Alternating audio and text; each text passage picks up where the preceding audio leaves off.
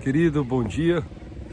Quero glorificar a Deus por sua vida, que tem acompanhado este canal durante algum tempo, né? Já tem pelo menos uns 4 meses que a gente tem gravado vídeos aí de meditação na Palavra de Deus. Eu estou aqui em Pirenópolis, né? Tirei uns dias para descansar com a minha família e com alguns amigos também. Viemos aqui para ter um momento de lazer e, claro, estudo da Palavra de Deus, né?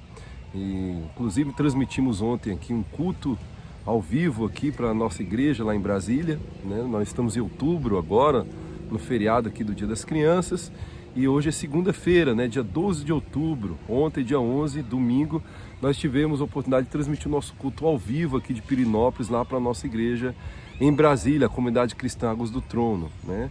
Então eu louvo a Deus pelo privilégio de estar aqui com grandes homens de Deus e agora nessa natureza aqui podermos refletir na palavra de Deus um texto, né? E eu estava analisando aqui a trajetória do povo de Israel. Foi uma trajetória cercada por grandes desafios, né? Quando eles saem do Egito em rumo à terra prometida, eles estavam indo baseados e firmados numa promessa. Um grande homem de Deus, usado pelo Senhor, estava conduzindo aquele povo. Este homem era Moisés, né? Moisés foi um homem que foi usado tremendamente por Deus para conduzir aquele povo em milagre, conduzir aquele povo no sobrenatural do Senhor.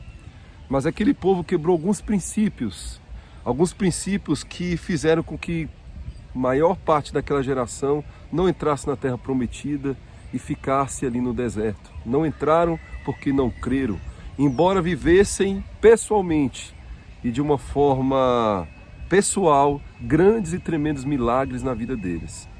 E eu queria dizer para você que muitas vezes nós fazemos a mesma forma. Vivemos grandes e terríveis e tremendos milagres no nosso meio, nas nossas vidas, e mesmo assim nós paramos de olhar para o Deus da nossa salvação, paramos de olhar para o Deus que cuida de nós e olhamos para a circunstância e às vezes deixamos que ela nos vença através do pavor e do medo. E Israel viveu isso. Israel teve momentos que paralisou completamente diante das circunstâncias em que viviam. Você vai ver no capítulo 10 de Números uma análise disso. Assim que eles partem do Monte Sinai, a Bíblia fala no capítulo 10 que a nuvem os guiava de dia, que a nuvem de fogo os guiava à noite. Conforme essa nuvem parava, o povo parava, montava o acampamento. Gente, era a presença viva e visível, não de Deus, mas da presença dele, guiando o povo ali no deserto. A nuvem parava, o povo parava. A nuvem andava, o povo andava. E ali montava seu acampamento quando o Senhor mandava parar. Isso foi logo depois de abrir o Mar Vermelho. Você vai ver o Senhor transformando água salgada em águas amargas em águas doces. Você vai ver o Senhor mandando maná dos céus, codornizes dos céus. Aquele povo viveu tudo aquilo. E mesmo diante de tão grandes e tremendos milagres, aqui no capítulo 11, o povo para murmurar. E um dos princípios que muitas vezes nós quebramos diante do Pai é quando vivemos uma vida de murmuração. E olha só o que o povo faz. Queixou-se, no capítulo 11 de Números, queixou-se o povo de sua sorte aos ouvidos do Senhor. Ouvindo o Senhor, acendeu-lhe a ira, e o fogo do Senhor ardeu entre eles e consumiu as extremidades do arraial.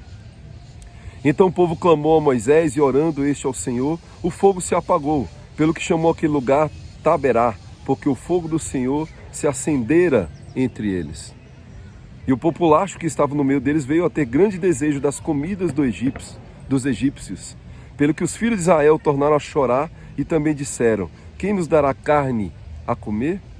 Lembremos-nos dos peixes que no Egito comíamos de graça, dos pepinos, dos melões, dos alhos silvestres e das cebolas. Isso aí virou até um ditado, né? Chorar as cebolas do Egito, né? E dos alhos. Agora, porém, seca-se a nossa alma e nenhuma coisa vemos senão este maná.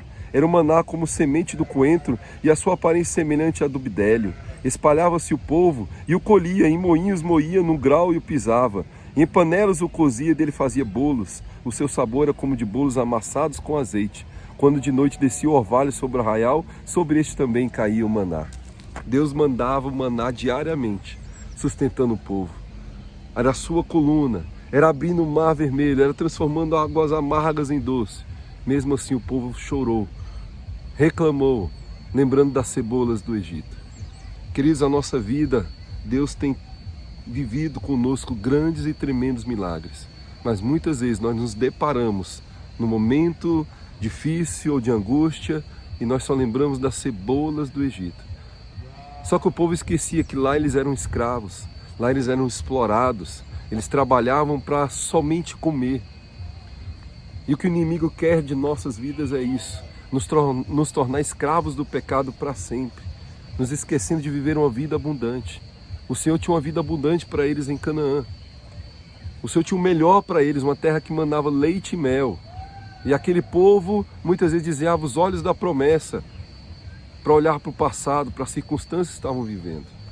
Nós vivemos momentos difíceis na vida, seja na criação dos filhos, às vezes no casamento, às vezes nos estudos. Você que está estudando aí, primeiro ensino fundamental, né? Antigamente chamava, o nome era primeiro grau, segundo grau, hoje é ensino fundamental, ensino médio. Muitas vezes as pessoas desprezam as lutas e dificuldades que temos na escola. Elas são grandes, sim, mas Deus é o teu sustento, Deus é a tua força. Você é adolescente, jovem que está me ouvindo, você é adulto que está no seu casamento já com 15, 10 anos de casado, 20, tem momentos que a gente quer murmurar e reclamar e voltar os nossos olhos lá para as cebolas do Egito. Mas o povo estava lembrando da época que eram escravos, que eram dominados. Não deixe a sua mente quebrar um princípio básico, que é de não murmurar, porque Deus está cuidando de você. Olhe para as circunstâncias. Deus manda um maná diário, a presença dele te fortalecendo. Aquele povo que saiu do Egito ficou no deserto porque murmurou. Aquele povo quebrou um outro princípio, que era o de não contar para os seus filhos os milagres que Deus fazia no meio deles.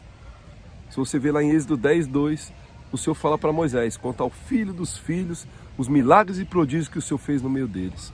Esse é um outro princípio que nós precisamos fazer.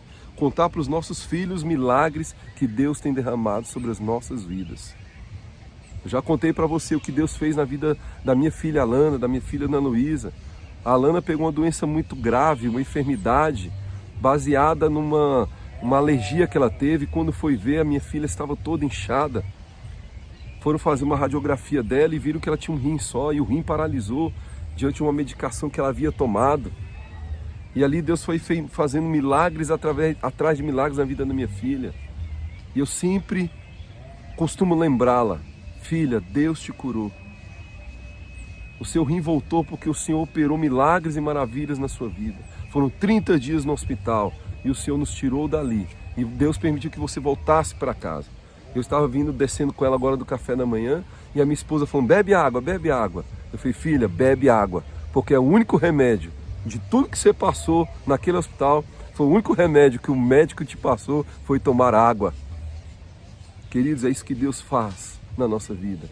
Ele opera maravilhas e milagres. Mas quando eles são esquecidos para dar lugar à murmuração, nós morremos no deserto. Eu quero orar com você, para que Deus traga à sua mente os pequenos e grandes milagres que Deus tem feito em sua vida. Os pequenos e grandes milagres. Aquele povo foi caminhando. E mesmo quando os espias foram na terra de Canaã e voltaram, só Josué e Caleb creram no poder de Deus.